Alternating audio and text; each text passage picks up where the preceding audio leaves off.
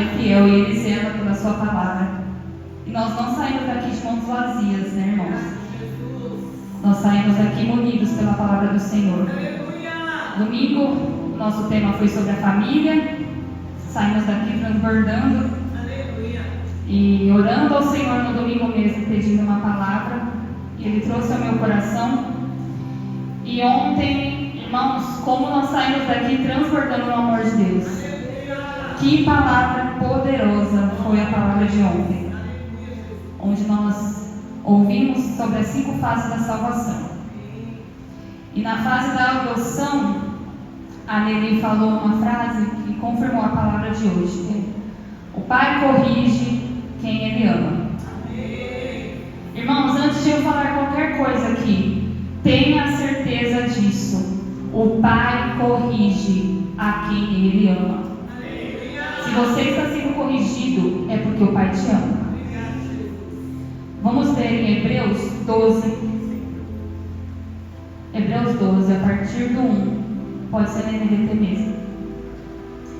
Diz assim: portanto, uma vez que estamos rodeados de tão grande multidão de testemunhas, livremo-nos de todo o peso que nos torna vagarosos e do pecado que nos atrapalha.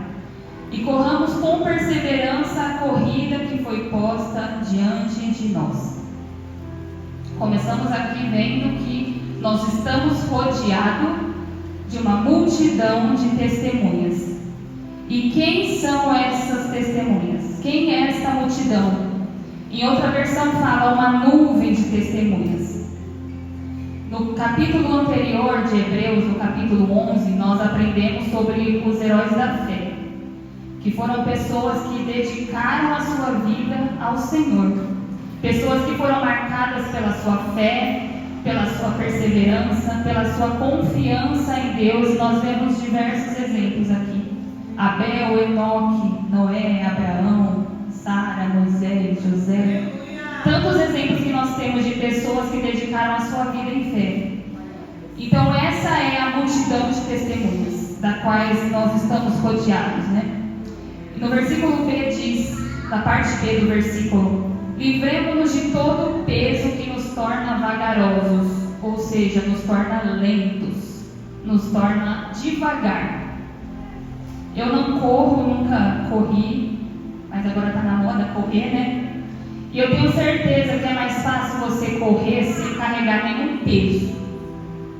Faz toda a diferença numa corrida, se você está com uma mochila pesada e se você está sem uma mochila.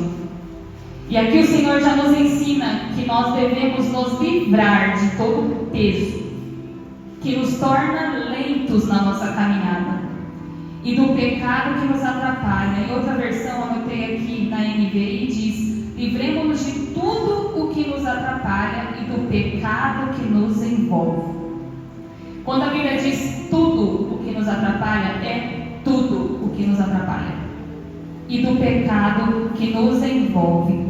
Ou seja, para que nós corramos com perseverança a corrida que o Senhor nos propôs, nós precisamos deixar tudo aquilo que venha nos atrapalhar na nossa caminhada com Deus.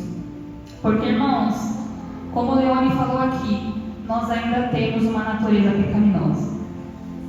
O pecado ainda está em nós. Por mais que nós fomos, sim, como nós aprendemos ontem, justificados, nós fomos regenerados, nós fomos adotados por um bom Pai, mas também tem a nossa parte, que é na santificação, onde nós precisamos nos separar daquilo que o mundo tenta nos empurrar. Nós precisamos nos separar do pecado todos os dias, irmãos, e é uma luta constante da carne, como nós cantamos aqui, contra o Espírito. E vence aquele que estiver mais alimentado. Nós estamos nos alimentando daquilo que a nossa carne deseja, ou estamos nos alimentando do Espírito? É isso que vai fazer a diferença, irmãos, do que nós temos nos alimentado, da carne ou do Espírito. O versículo 2 fala: mantenhamos o olhar firme em Jesus, o líder e aperfeiçoador de nossa fé. Por causa da alegria que o esperava, ele suportou a cruz, sem se importar com a vergonha. Agora ele está sentado no lugar de honra à direita do trono de Deus. Outra lição para nós: mantenhamos o olhar fixo em Jesus. O Senhor fala e o Senhor testifica a sua palavra. No nosso tema nós lemos: pensai nas coisas que estão no alto. Nós não temos que nos esquecer das nossas responsabilidades daqui. Nós precisamos sim viver ao aqui, o agora, aquilo que o Senhor coloca nas nossas mãos. Mas como foi dito ontem, o nosso foco não deve estar nessas coisas. O nosso foco precisa estar em Jesus. Nós precisamos manter o nosso olhar em Jesus. E isso me faz lembrar da passagem de Pedro. O Senhor Jesus nos chama dentro das águas: vem, Pedro. E Pedro vai, ele teve a ousadia de ir. Só que quando Pedro olha para o mar, para as circunstâncias, Pedro começa a afundar. Se nós vivemos uma vida de pecado, nós vamos começar a afundar. Se nós tirarmos os olhos de Jesus, nós vamos pecar cada vez mais. Por isso que aqui o autor nos ensina a manter os olhos fixos nele, o autor e o consumador da nossa fé. O versículo 3 diz: pensem em toda a hostilidade que ele suportou dos pecadores. Desse modo vocês não ficarão cansados nem desanimados. Aqui o autor, a carta de Hebreus, ela foi escrita para cristãos de origem judaica, em que estava vivendo ali um momento de perseguição, um momento de tentação, para eles negarem a fé em Jesus e voltar às práticas do judaísmo. E eles estavam ali cansados e desanimados já daquela situação.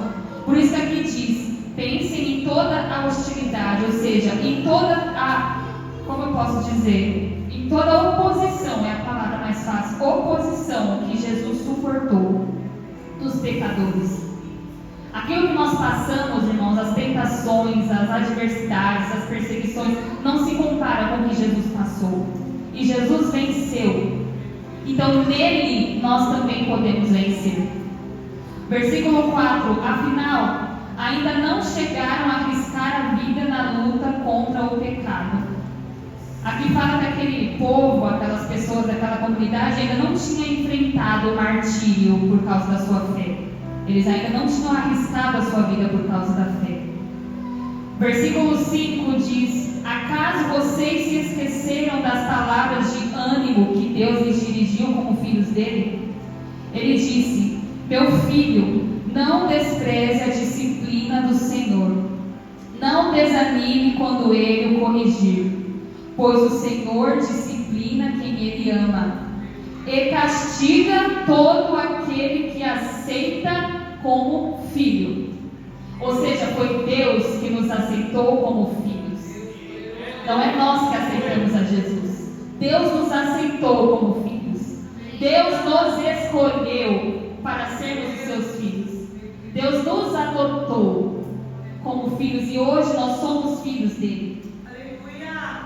O 7 diz: enquanto suportam essa disciplina de Deus, lembre-se de que ele os trata como filhos. Quem já ouviu falar de um filho que nunca foi disciplinado pelo pai? Se Deus não os disciplina como faz com todos os seus filhos, significa que vocês não são filhos de verdade, mas ilegítimos. Ou seja, se nós não somos disciplinados por Deus, significa que não somos filhos dele. Porque ele disciplina quem ele tem como filho. O 9 diz: uma vez que respeitávamos nossos pais terrenos que nos disciplinavam, não devemos nos submeter ainda mais à disciplina do Pai de nosso espírito e assim obter vida. Não devemos nos submeter ainda mais à disciplina do Pai de nosso espírito e assim obter vida. Então aqui aprendemos que para obtermos vida, nós precisamos ser disciplinados pelo Senhor. Para nós vivermos a vida que Deus tem para nós, nós precisamos ser disciplinados por Ele. O 10 diz: pois nossos pais não disciplinaram por alguns anos como julgaram melhor. mas a disciplina de Deus é sempre para o nosso bem, a fim de que participemos de sua santidade. Tenho certeza que você foi disciplinado em algum momento pelo seu pai, pela sua mãe, pela sua avó, seu avô, por quem cuidou de você. E a disciplina terrena é uma disciplina que é limitada, mas a disciplina de Deus é sempre para o nosso bem, a fim de que participemos de sua santidade. Irmãos, tudo que Deus faz em nós, por nós, é para o nosso bem. Por mais que no momento a gente não venha entender. Romanos 8 nós vemos que tudo coopera para o bem daqueles que amam a Deus, daqueles que vivem o seu propósito. Tudo vai cooperar para o nosso bem. Nós podemos não entender, mas vai cooperar para o nosso bem. Versículo 11 diz: nenhuma disciplina é agradável no momento em que é aplicada. Ao contrário, é dolorosa. Mais tarde, porém, produz uma colheita de vida justa e de paz para os que assim são corrigidos. Ninguém gosta de ser disciplinado, irmãos. Essa não é uma palavra fácil. Ao estudar, ao meditar essa palavra, eu fui confrontada por Deus, por coisas que eu preciso deixar, por pecados de estimação que muitas das vezes nós temos em nosso coração. E nós mascaramos, nós damos nomes bonitos para eles, mas nós precisamos deixar e nos livrar de tudo que venha nos atrapalhar na nossa corrida. É tudo que venha atrapalhar a sua vida com Deus. O Senhor hoje procura aqueles que estão dispostos a deixar tudo para viver por Ele. Irmãos, os dias são maus. Os dias são difíceis e vai ser crucial para nós termos uma vida alicerçada em Deus. E para ter essa vida alicerçada em Deus, nós precisamos sim deixar tudo o que venha nos atrapalhar. Tudo o que venha nos atrapalhar. O Senhor nos chama hoje para vivermos essa vida. O 12 fala: portanto, revigorem suas mãos cansadas e seus joelhos enfraquecidos. Façam caminhos retos para os seus pés, a fim de que os mancos não caiam, mas sejam fortalecidos. Façam caminhos retos para os seus pés. Para isso, irmão, nós precisamos reconhecer onde nós estamos errando. Reconhecer e confessar. Esse é o tema de hoje, confissão. Confissão de pecados. Fui no dicionário para ver sinônimos da palavra confessar. Confessar significa revelar, declarar, afirmar, contar, confiar, dizer, falar, desabafar. Essas são as palavras sinônimas de confessar. Vamos ler em 1 João, capítulo 1. 1 João 1, do 5 ao 10. 1 João 1, do 5 ao 10. Nos diz assim: esta é a mensagem que ouvimos dele e que agora lhes transmitimos. Deus é luz e nele não há escuridão nenhuma. Portanto, se afirmamos que temos comunhão com Ele, mas vivemos na escuridão, mentimos e não praticamos a verdade. Irmãos, não tem como a gente caminhar com o Senhor e flertar com as trevas. Não tem como você caminhar com o Senhor e estar de olho em algo que está lá, na escuridão. Deus é luz. E nele não há escuridão alguma. Não há escuridão no Senhor. Não existe pecado no Senhor. Ele é santo. E Ele nos chama para viver uma vida santa diante dele. Versículo 7 diz: mas, se vivemos na luz, como Deus está na luz, temos comunhão uns com os outros. E o sangue de Jesus Filho nos purifica de todo pecado. Se vivemos na luz como Deus está na luz, temos comunhão uns com os outros. Aonde há comunhão, não há lugar para fofoca. Aonde há comunhão, não há lugar para maledicência. Aonde há comunhão, não há lugar para desunião. E por que falamos mal dos nossos irmãos? Por que nós reclamamos? Por que saímos do culto insatisfeitos? Ah, não gostei da palavra. Ah, ele que vai pregar, então não vou. Ah, o louvor hoje não foi bom, não me agradou. As músicas eu não gostei. Irmãos, isso para nós pode parecer normal, mas não é. O Senhor nos chama hoje a examinar a nós mesmos.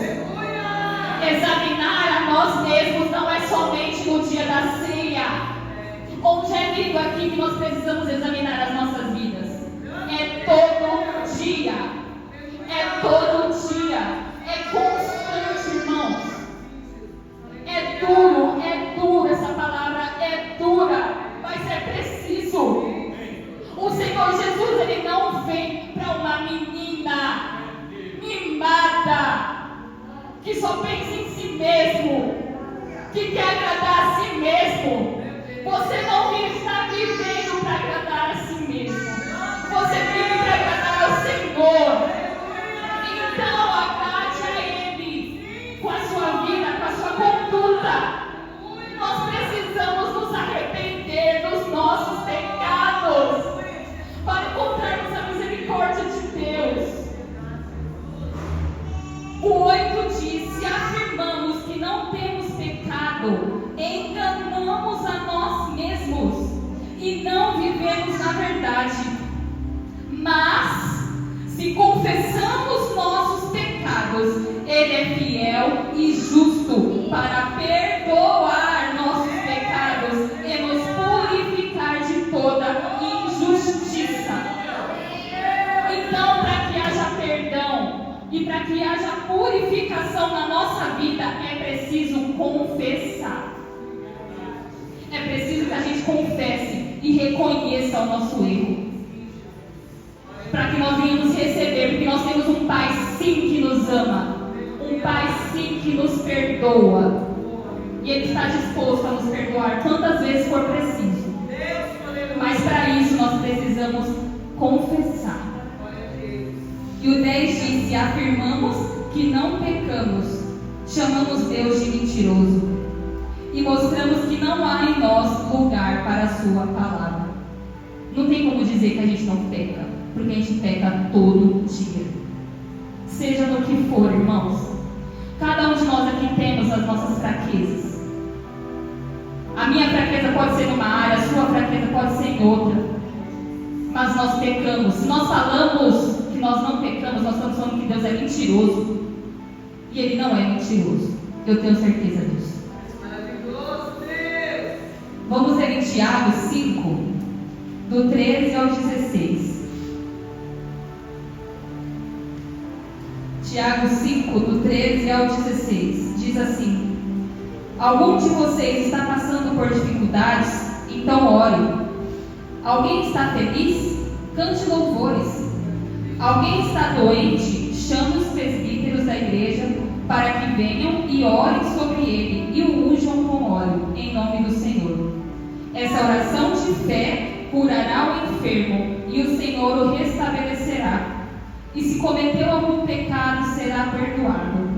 Portanto, confessem seus pecados uns aos outros e orem uns pelos outros para serem curados. A oração de um justo tem grande poder e produz grandes resultados. Irmãos, então não é somente confessar a Deus, é confessar uns aos outros. E é difícil, né, irmãos? É difícil a gente reconhecer o nosso erro. É difícil a gente reconhecer que a gente pecou. Mas essa natureza está em nós desde o começo, que me faz pensar lá no jardim do Éden. Nós sabemos que Eva comeu do fruto e ela deu a Adão. Em determinado momento Deus veio e fala: Adão, onde você está? Deus já sabia que eles tinham pecado. Mas Deus pergunta: onde você está? O que você fez? E Adão, ao invés de reconhecer a culpa, ele joga a culpa sobre Eva. Foi essa mulher que o Senhor me deu. Caim e Abel. Sabemos que Abel e Caim ofertaram ao Senhor. Mas Caim deu só uma parte. Abel deu o todo, que foi a oferta que o Senhor recebeu. E Caim matou Abel. Lá vem o Senhor novamente: Caim, onde está o seu irmão? Caim, onde está Abel? E ele responde com ousadia: sou eu responsável pelo meu irmão?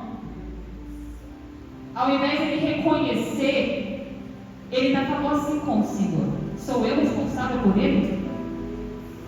Então, desde o começo, irmãos, nós temos esse bloqueio de reconhecer os nossos erros e as nossas falhas. Mas o Senhor espera isso, irmãos. Que venhamos reconhecer, nós precisamos confessar. Não somente a Deus, mas uns aos outros para sermos curados. Aqui Tiago ele sugere, nesse texto, que tem algumas enfermidades em nosso corpo. Pode ser em nosso corpo, pode ser em nossa mente, pode ser em nossa alma, mas só tem algumas enfermidades que só vão ser curadas depois que a gente confessar. Irmãos, isso é muito sério, porque muitas das vezes nós estamos passando algo em nossa vida e nós não sabemos o porquê.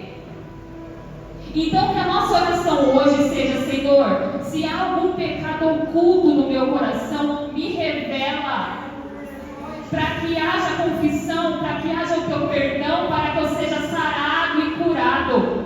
Como nós cantamos aqui, o perdão dele é completo e nos sara. Nós temos a cura dele, mas para isso precisa haver a confissão. E precisa haver também a confissão para termos a sua misericórdia. Vamos ler em Provérbios 28, 13. Provérbios 28, 13. Diz assim: quem oculta seus pecados não prospera. Quem os confessa e os abandona recebe misericórdia. Ou seja, irmãos, quem esconde os seus pecados não prospera, quer dizer, não cresce, não avança. E aí você pergunta: por que minha vida não está avançando? Por que eu não estou crescendo? Será que não tem um pecado escondido que a gente ainda não confessou? Irmãos, o pecado escondido pode paralisar você, pode nos paralisar. E a parte final do versículo diz: quem os confessa e os abandona recebe misericórdia. Então, além de confessar o pecado, nós precisamos abandonar o pecado. O Senhor sabe, irmãos, o Senhor conhece todas as coisas, o Senhor é onisciente. Ele sabe do nosso pecado. Mas é para nós, isso é para nós. Nós precisamos reconhecer e confessar, para que nós possamos viver em paz com Deus. O Benjamin ainda é pequeno, ele só tem 2 anos de idade. Mas eu fico pensando que vai chegar a fase que ele vai fazer as coisas erradas. É normal. Infelizmente, nós temos essa natureza. E eu fico pensando: meu Deus, que o meu filho tenha confiança em mim. Tenha total confiança em mim para falar: mãe, eu fiz errado. Eu pequei, mãe. Eu prefiro que o meu filho chegue até mim e fale do que saber por outras pessoas. Será que nós confiamos de verdade no Senhor? Será que nós realmente vivemos como filhos que têm total liberdade na casa do Pai de chegar e falar: Senhor, é isso que está no meu coração. Estou aqui, Jesus, desse jeito, quebrado, pecador, mas eu estou aqui. Irmãos, nós falamos que nós confiamos só em Deus para tantas coisas. Eu confio no Senhor para essa cura, eu creio que Ele pode curar. Eu confio no Senhor para abrir essa porta, o Senhor é capaz de abrir. Mas nós não estamos confiando em Deus para chegar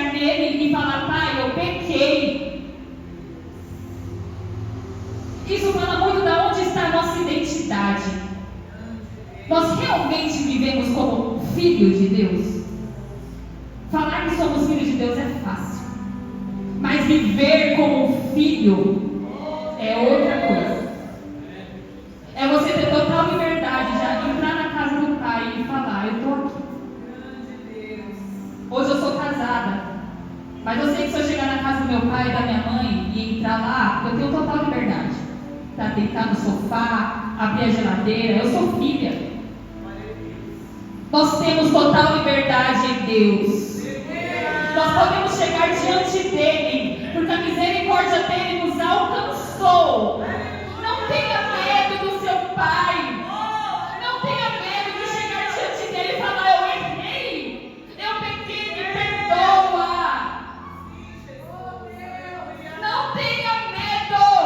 Não deixe o medo paralisar você, porque o pecado te paralisa. Não deixa. Se liberte hoje de tudo que está te aprisionando.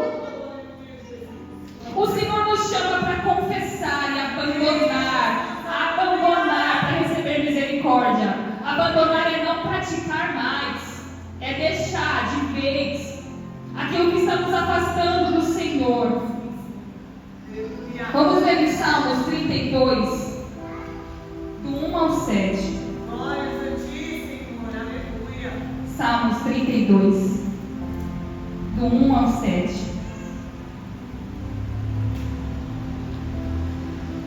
Diz assim: como é feliz aquele cuja desobediência é perdoada, cujo pecado é coberto. E aqui não é coberto de esconder, aqui é coberto pelo sangue de Jesus.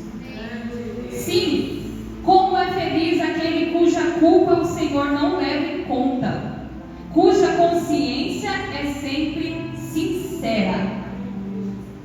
Ou seja, felizes são aqueles que recebem o perdão dele, aqueles que sobre eles não há mais culpa, aqueles que estão com a sua consciência limpa. O 3 diz: enquanto me recusei a confessar meu pecado, meu corpo definhou, e eu gemia o dia inteiro. Dia e noite tua mão pesava sobre mim, minha força evaporou como água no calor do verão. Irmãos, não há saúde, não há vida enquanto o pecado não é confessado. Isso é muito sério. Irmãos, tudo pode estar aparentemente bem nas nossas vidas, mas será que está mesmo? Será que nós não estamos mascarando alguma coisa, querendo mostrar que estamos bem, mas na verdade no íntimo só você sabe como você está? O 5 diz: finalmente confessei a ti todos os meus pecados e não escondi mais a minha culpa. Disse comigo: confessarei ao Senhor a minha rebeldia e tu perdoaste toda a minha culpa. Esse é um salmo de Davi. Irmãos, nós sabemos o que Davi passou, o que Davi fez. O capítulo 11 e 12 de 2 Samuel, nós vemos que Davi, ele, em determinado momento, ele envia ali o seu exército para lutar contra os amonitas. Davi deveria estar lá com eles, mas Davi ficou em Jerusalém. Aqui abre as aspas. Se nós estivermos no lugar onde Deus não quer que nós venhamos estar, nós estamos propensos ali a pecar. Se nós vivemos fora da vontade de Deus, nós estamos propensos a pecar. Por que eu digo isso? Porque Davi ficou em casa ao invés de estar lá com o seu exército. E o que Davi viu em casa? Numa tarde, Batseba estava lá. Davi viu Batseba. E ele falou para os seus mensageiros: quem é essa? E eles falaram: é Batseba. E ele falou: tragam-na aqui. Levaram Batseba para Davi, uma mulher que tinha marido, e Davi teve relação com ela. Passado um tempo, ela descobre que está grávida. E ela manda uma mensagem para Davi. Então Davi chama o marido dela e fala: vai para casa, pode deixar a guerra. Vai para casa estar com a sua mulher. Na intenção de que Urias estivesse com Batseba, engravidasse ela e ninguém ia descobrir que o filho era de Davi. Mas ele não. Urias decide ficar na guerra. Ele decide continuar na guerra. Então Davi manda Joabe colocar Urias na frente da guerra, lá onde a batalha estava mais intensa, para que ele fosse morto. E assim aconteceu. Urias foi morto. Davi adulterou, Davi matou, porque ele não estava onde ele deveria estar. E assim nasceu o Salmo 51. Depois disso, Deus manda o profeta Natan ir falar com Davi. Davi ali reconhece o seu erro. E ele escreve esse salmo. Salmo 51.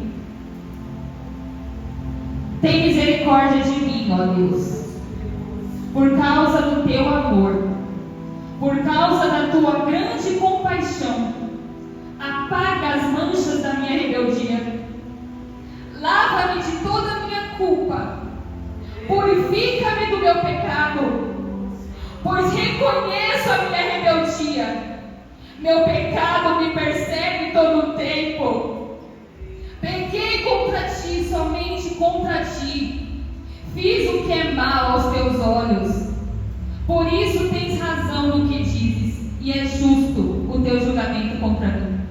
Pois sou pecador desde que eu nasci. Sim, desde que minha mãe me concebeu. Tu, porém, desejas a verdade no íntimo, e no coração me mostras a sabedoria. Purifica-me de minha impureza e ficarei limpo. Lava-me e ficarei mais branco que a neve. Devolve-me a alegria e a felicidade. Tu me quebraste. Agora permite que eu exulte outra vez. Não continues a olhar para os meus pecados. Remove as manchas de minha culpa. Cria em mim, ó Deus, um coração puro. Renova dentro de mim um espírito firme. Não me expulses de tua presença e não retires de mim teu Santo Espírito. Restaura em mim a alegria de tua salvação. Torna-me disposto a te obedecer. Então ensinarei os teus caminhos aos rebeldes e eles voltarão a ti. Perdoa-me por ter derramado sangue, ó Deus de minha salvação. Então com alegria anunciarei tua justiça. Abre os meus lábios, Senhor, para que minha boca te louve. Tu não desejas sacrifícios, do contrário eu os ofereceria. Também não queres holocaustos. O sacrifício que deseja é um espírito quebrantado. Não rejeitarás um coração humilde e arrependido. Olha com favor para Sião e ajuda. Reconstrói os muros de Jerusalém. Então te agradarás dos sacrifícios de justiça, dos holocaustos e das ofertas queimadas. Davi reconheceu. Davi se jogou diante do Senhor. E Davi reconheceu que não há nada mais precioso do que a presença dele. Ele diz: não me expulses de tua presença e não retires de mim teu Santo Espírito. Ele só fez esse pedido para o Senhor: não me expulses da tua presença. Irmãos, o Senhor, Ele não rejeita o coração quebrantado, o coração arrependido. Eu não sei qual é o seu pecado. Eu não sei aquilo que você precisa mudar, aquilo que você precisa deixar. Você sabe. Mas tenha certeza que o Senhor não rejeita um coração quebrantado e arrependido. O Senhor só espera isso de nós. Um coração humilde, a ponto de reconhecer o erro. Falar: Senhor, eu pequei, estou aqui. Me perdoa. Eu estou arrependido. Me perdoa, Senhor. Então, diante de tantos textos, e tinha tantos textos mais que poderíamos ter lido aqui, por que precisamos confessar? Para que haja perdão, para que haja purificação, para recebermos misericórdia, para sermos sarados e curados, para sermos libertos, para que haja mudança, que é fruto de um arrependimento genuíno, para que venhamos crescer e avançar em Deus, para vivermos em comunhão com o Pai e com os nossos irmãos.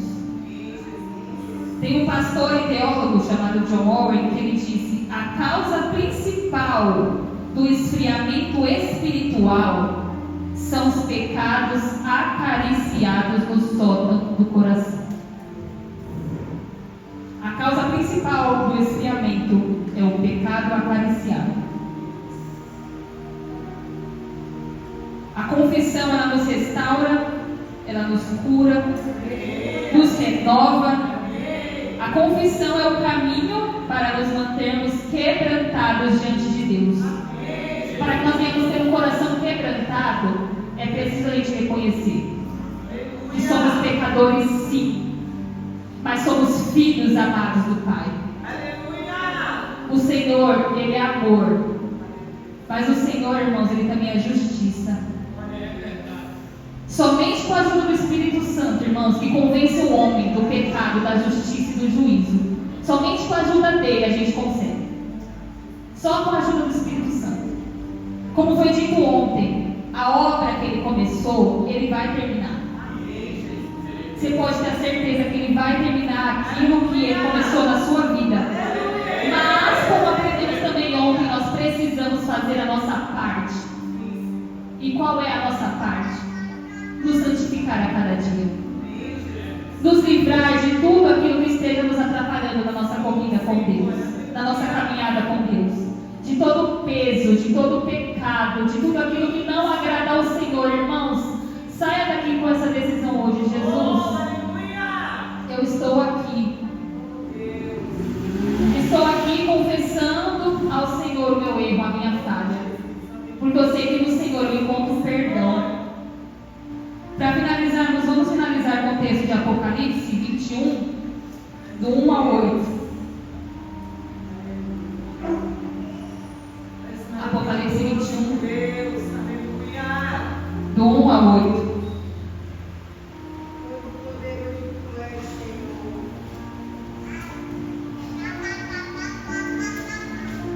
Nos diz assim: então vi um novo céu e uma nova terra, pois o primeiro céu e a primeira terra já não existiam, e o mar também não mais existia.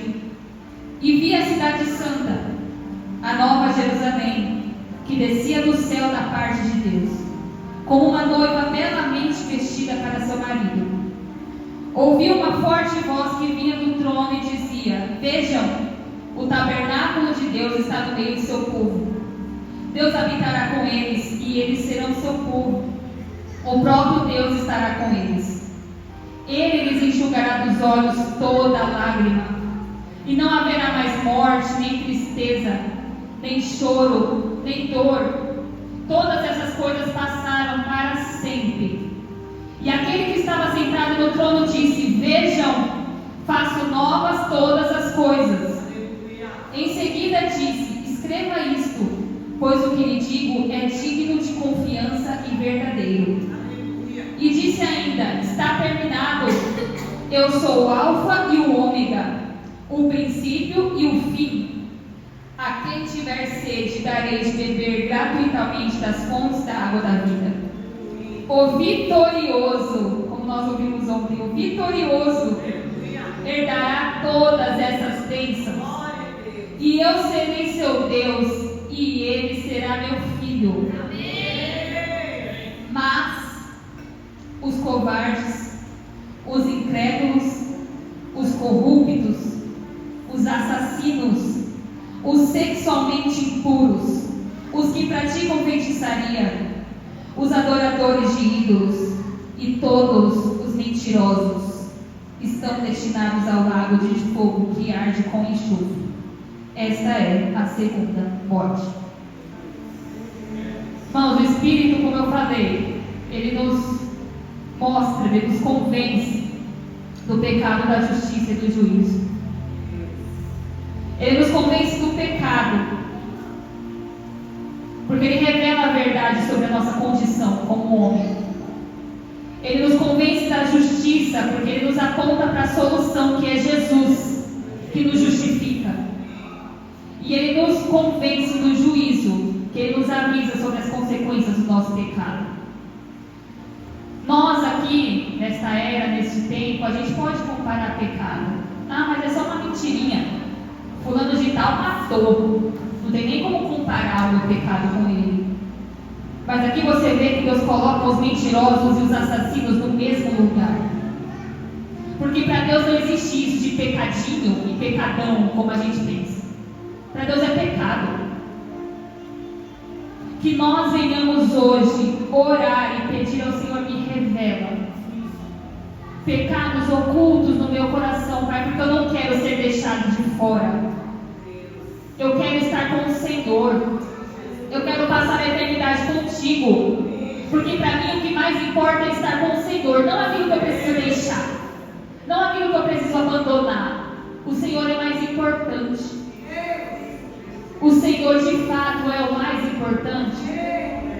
Passamos o ano inteiro falando, edificando a minha vida, a minha família para a eternidade. Onde vamos passar a eternidade? Isso será o resultado da nossa escolha hoje. O que nós estamos escolhendo hoje?